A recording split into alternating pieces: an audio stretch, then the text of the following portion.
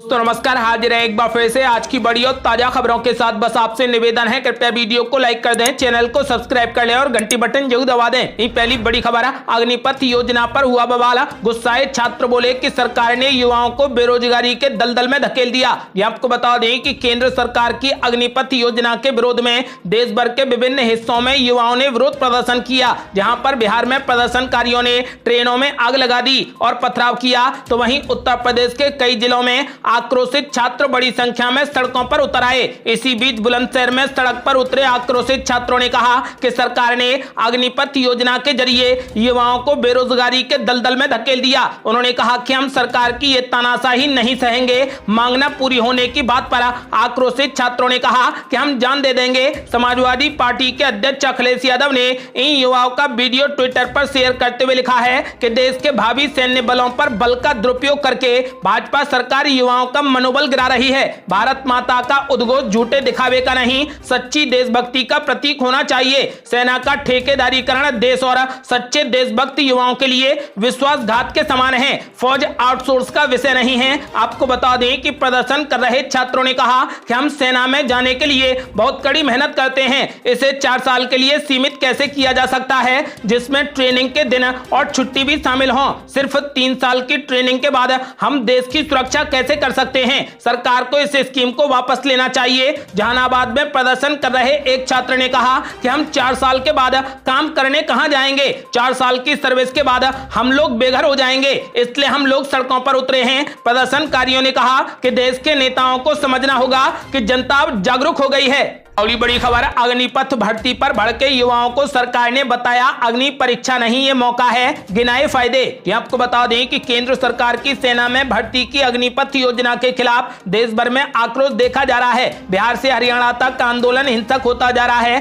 कहीं गाड़ियों में आग लगा दी गई तो कहीं ट्रेन की पटरियां उखाड़ दी गई। ऐसे में सरकारी युवाओं को स्कीम के फायदे समझाने की कोशिश कर रही है। वहीं विपक्ष का कहना है कि इस योजना के जरिए युवाओं के भविष्य के साथ में खिलवाड़ किया जाएगा और इससे सेना की गरिमा भी कम होगी। युवाओं को समझाने के लिए अब सरकार ने अनौपचारिक रूप से एक फैक्ट शीट जारी की है। इसका टाइटल है अग्निपथ मिथक बनाम तथ्य। इस शीट के जरिए सरकार ने अपना पक्ष रखने की कोशिश की है। योजनाओं को लेकर जो सवाल उठाए जा रहे हैं उनके जवाब इसमें दिए गए हैं। आपको बता दें कि सरकार का कहना है कि जो लोग एंटरप्रेन्योर बनना चाहेंगे उन्हें वित्तीय सहायता और लोन उपलब्ध करवाया जाएगा। जो लोग आगे की पढ़ाई करना चाहेंगे उन्हें कक्षा 12 के समान सर्टिफिकेट दिया जाएगा और आगे की पढ़ाई के लिए ब्रिजिंग कोर्स उपलब्ध करवाया जाएगा। जो लोग नौकरी चाहते हैं उनको सीएपीएफ और राज्यों की पुलिस भर्ती में वरीयता दी जाएगी। सरकार के मुताबिक अग्निपथ स्कीम से युवाओं के लिए अवसर बढ़ेंगे। आने वाले सालों में वर्तमान से 3 गुनी ज्यादा भर्तियां होंगी। सरकार का कहना है कि रेजिमेंटल सिस्टम में कोई भी परिवर्तन नहीं किया जा रहा है। बेस्ट अग्निवीर को सेना में स्थायी किया जाएगा, इसलिए उनमें आपसी तालमेल बढ़ेगा। सरकार ने सफाई देते हुए कहा कि इस तरीके की शॉर्ट टर्म स्कीम ज्यादातर देशों में चलाई जा रही हैं और पहले से जांची परखी हैं। ये युवाओं के लिए बड़ा अवसर है। पहले साल जितने अग्निवीर भर्ती होंगे वे सेना के 3% होंगे। 4 साल बाद उन्हें सेना में स्थायी करने से पहले फिर से उनका टेस्ट होगा। इसलिए सेना में भर्ती होने वाले लोग पूरे तरीके से जांचे परखे और ट्रेंड होंगे। सरकार का कहना है कि दुनिया भर में ज्यादातर सेनाएं युवाओं पर ही निर्भर हैं। इस योजना के जरिए युवा और अनुभवी लोगों के बीच में 50-50 का अनुपात करने की कोशिश की जाएगी। सरकार ने अग्निवीरों के समाज के लिए खतरा बनने के सवाल पर जवाब दिया कि ऐसा कहना भी सेना के मूल्यों का अपमान है। जो युवा एक बार यूनिफॉर्म पहनेगा वो जिंदगी भर देश की सेवा करेगा। आज भी सेना से रिटायर होने वाले लोग देशभक्त होते हैं और देश विरोधी संगठनों में कभी भी शामिल नहीं होते। आपको बता दें कि फिलहाल सरकार ने अग्निपथ योजना के खिलाफ भड़के हिंसक आंदोलन को संभालने के लिए अनौपचारिक रूप से एक फैक्ट शीट जारी की है, जिसमें सरकार ने इस योजना के फायदे गिनाने की पूरी कोशिश की है। और ये बड़ी खबर, आखिर क्या है अग्निपथ योजना? विरोध करने से पहले इसे पूरे तरीके से समझना बेहद जरूरी। ये आपको बता दें कि देश के कुछ हिस्सों में भले ही अग्निपथ योजना का विरोध किया जा रहा है, लेकिन सरकार की राय में ये युवाओं के लिए एक सुनहरे अवसर की तरह है। इससे सिर्फ 4 साल में जीवन भर के लिए युवाओं को अनुशासित जीवन जीने का न सिर्फ अवसर मिलेगा, बल्कि अगली नौकरी में जाने से पहले उनके पास में 11 लाख रुपए से ज्यादा की रकम होगी। युवाओं के लिए संभावनाओं को नए द्वार खोलने वाली इस योजना को लेकर विरोधी बेवजह उन्हें भ्रमित कर रहे हैं। युवाओं को इस योजना को लेकर तुरंत विरोध करने की जगह रुककर और समझने बूझने की जरूरत है। अग्निपथ नाम की ये योजना दरअसल दशकों पुरानी रक्षा भर्ती प्रक्रिया में एक बड़ा परिवर्तन है। इसमें थल सेना, नौसेना और वायु सेना में सैनिकों की भर्ती संबंधी अग्निपथ योजना की शुरुआत करने की बात की। इस योजना में सैनिकों की भर्ती 4 साल की संक्षिप्त अवधि के लिए संविदा आधार पर की जाएगी। योजना के तहत तीनों सेनाओं में इस साल करीब 46,000 सैनिक भर्ती किए जाएंगे। चयन के लिए पात्रता आयु 17.5 वर्ष से 21 वर्ष के बीच होगी और उनको अग्निवीर नाम दिया जाएगा। लेकिन इस योजना की शुरुआत के साथ ही विवाद भी खड़ा हो गया है। विपक्षी दलों के साथ साथ कई राज्यों में युवा इस नई योजना का विरोध कर रहे हैं। इस पूरे मामले पर देश के रक्षा मंत्री ने एक मुलाकात में कहा कि असल में मिशन अग्निपथ एक बहुत बड़ी ऐतिहासिक योजना है और इसे प्रधानमंत्री लेकर आए हैं। इस योजना का लाभ युवाओं को मिलने वाला है। इससे भविष्य में भी युवाओं को बहुत फायदा मिलने वाला है। इस योजना से युवा अनुशासित ढंग से जीने का तरीका सीखेगा और उसके साथ साथ उसको कई तरीके की तकनीकी शिक्षा भी हासिल होगी। इस योजना के तहत युवाओं को पूरे तरीके से ट्रेंड किया जाएगा, जिससे वो जिस भी जगह नौकरी के लिए जाएंगे तो उनको पहले से उनकी जानकारी होगी, अलग से ट्रेनिंग की जरूरत नहीं होगी। इस योजना के माध्यम से हर साल 25% युवाओं को सेना में आगे नौकरी करने का मौका मिलेगा। इसके साथ साथ इन पूरे 4 साल में ट्रेनिंग के साथ साथ स्टाइपेंड भी मिलेगा और जब 4 वर्ष का कार्यकाल पूरा होगा तो तकरीबन 12 लाख रुपए भी मिलेंगे। पेंशन और रेगुलर भर्ती जैसे मामलों पर भ्रम की स्थिति को लेकर अजय भट्ट ने बताया कि अभी सबको थोड़े समय इंतजार करना चाहिए। सारी गाइडलाइन तय की जा रही हैं। अभी सिर्फ जो बातें विपक्ष द्वारा फैलाई जा रही हैं वो सिर्फ भ्रम फैलाने के मकसद से हैं। अभी सिर्फ इस योजना की घोषणा की गई है। पूरी योजना की क्या गाइडलाइंस होंगी अभी उन पर काम किया जा रहा है। विपक्ष के आरोपों पर केंद्रीय मंत्री ने कहा कि विपक्ष तो हमेशा हमारी योजनाओं का विरोध करते आया है, चाहे सर्जिकल स्ट्राइक हो, एयर स्ट्राइक हो या फिर आर्टिकल 370 हटाना हो। अजय भट्ट ने इसका विरोध कर रहे युवाओं से प्रदर्शन न करने की अपील करते हुए कहा कि जो युवा प्रदर्शन कर रहे हैं उनसे कहूंगा कि किसी भी भ्रम में ना आए। ये योजना युवाओं के लिए बहुत फायदेमंद साबित होगी। और ये बड़ी खबर, अग्निपथ योजना को लेकर असदुद्दीन ओवैसी ने मोदी सरकार पर बोला बड़ा हमला। कहा सेना को अपनी प्रयोगशाला ना बनाए सरकार। आपको बता दें कि केंद्र सरकार की अग्निपथ योजना को लेकर बिहार समेत कई राज्यों में विरोध प्रदर्शन हुआ। युवा इस योजना का विरोध करते हुए सड़कों पर उतरे। AIMIM के चीफ असदुद्दीन ओवैसी और कांग्रेस ने भी मोदी सरकार की इस योजना का जमकर विरोध किया। ओवैसी ने एक ट्वीट में किया है जिसमें उन्होंने बॉलीवुड एक्टर अमिताभ बच्चन के पिता और दिवंगत कवि हरिवंश राय बच्चन की कविता अग्निपथ के शब्दों से मोदी सरकार पर हमला बोला है। इसके साथ ही उन्होंने हरियाणा के पलवल का एक वीडियो भी शेयर किया है जिसमें प्रदर्शनकारियों को तितर बितर करने के लिए पुलिस हवाई फायरिंग कर रही है। असदुद्दीन ओवैसी ने कहा कि PM मोदी इन्हें कपड़ों से ना पहचानिए, ना ही गोली और बुलडोजर चलाइए। अपना गलत फैसला वापस लीजिए। देश की 66% आबादी युवाओं की है, आप बात को समझिए। आपको बता दें कि एक अन्य ट्वीट में ओवैसी ने कहा कि अग्निपथ योजना से बेरोजगारी में कमी नहीं आएगी बल्कि इसमें इजाफा होगा।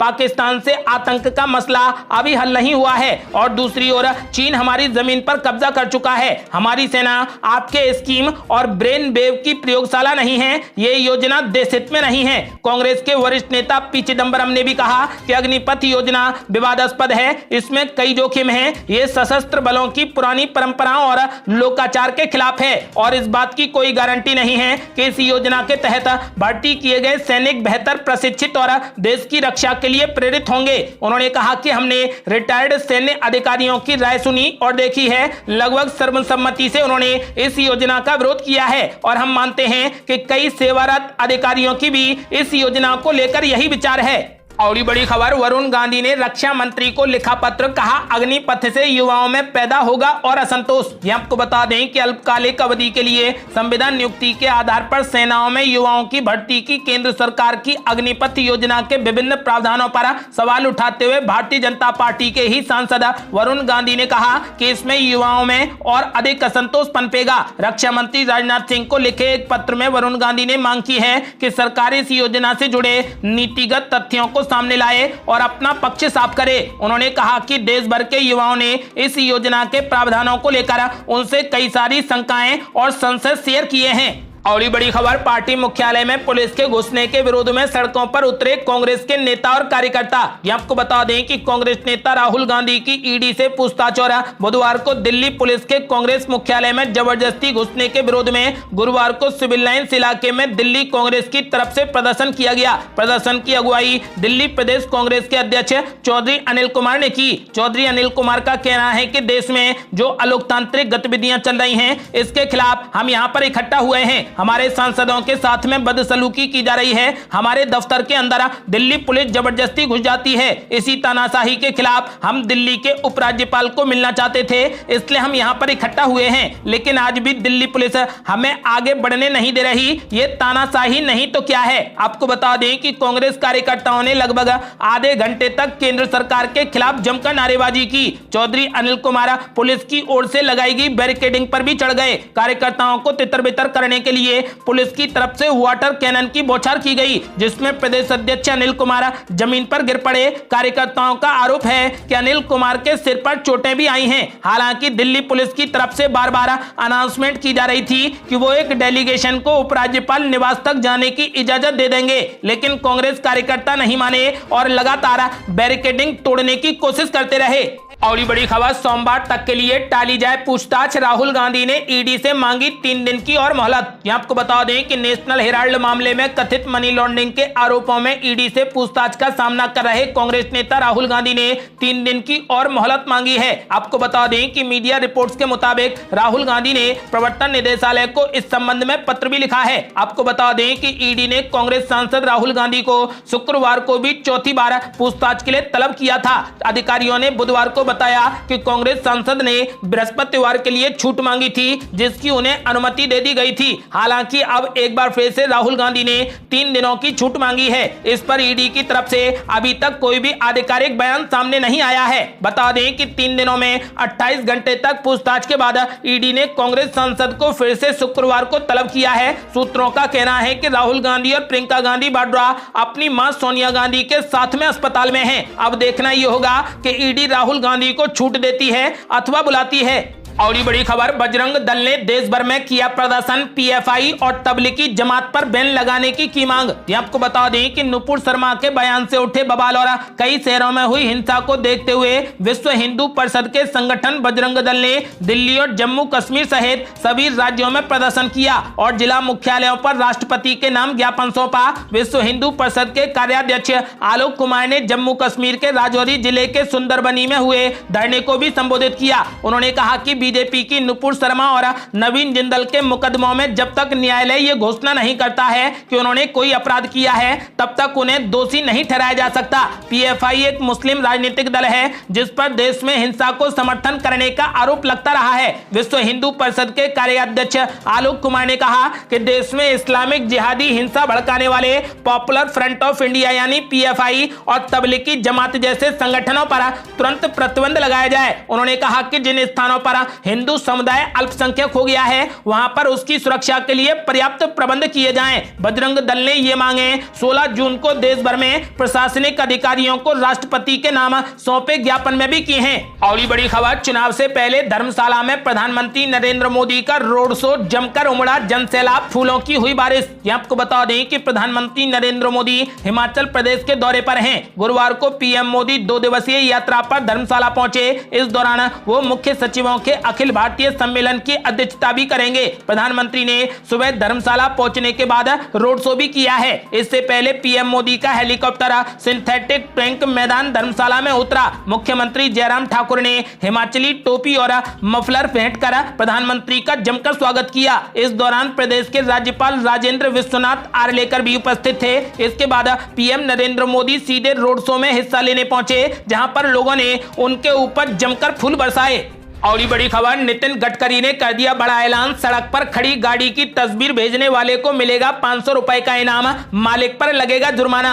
आपको बता दें कि यदि कोई व्यक्ति गलत तरीके से सड़क पर खड़े किए गए वाहन की तस्वीर भेजता है तो उसे 500 रुपए का इनाम मिलेगा। सरकार जल्द इस तरीके का एक कानून लाने जा रही है। वहीं पार्किंग गलत तरीके से करने वाले वाहन मालिक को 1000 रुपए का जुर्माना देना होगा। केंद्रीय सड़क परिवहन एवं राजमार्ग मंत्री नितिन गडकरी ने बृहस्पतिवार को यह जानकारी दी। दिल्ली में एक कार्यक्रम को संबोधित करते हुए नितिन गडकरी ने कहा कि वो वो सड़क पर गलत तरीके से वाहन खड़ा करने की प्रवृत्ति को रोकने के लिए एक कानून लाने पर विचार कर रहे हैं। केंद्रीय मंत्री नितिन गडकरी ने कहा कि मैं एक कानून लाने वाला हूं कि रोड पर जो वाहन खड़ा करेगा उस पर 1000 रुपए का जुर्माना लगाया जाएगा। वहीं गलत तरीके से वाहन खड़ा करने वाले की तस्वीर खींचकर भेजने वाले को इसमें से 500 रुपए का इनाम दिया जाएगा। आपको बता दें कि मंत्री ने इस बात पर दुख जताया कि लोग अपने वाहनों के लिए पार्किंग की जगह नहीं बनाते हैं, इसके बजाय वे अपना वाहन सड़क पर खड़ा कर देते हैं। कुछ हल्के अंदाज में नितिन गडकरी ने कहा कि नागपुर में मेरे रसोइये के पास भी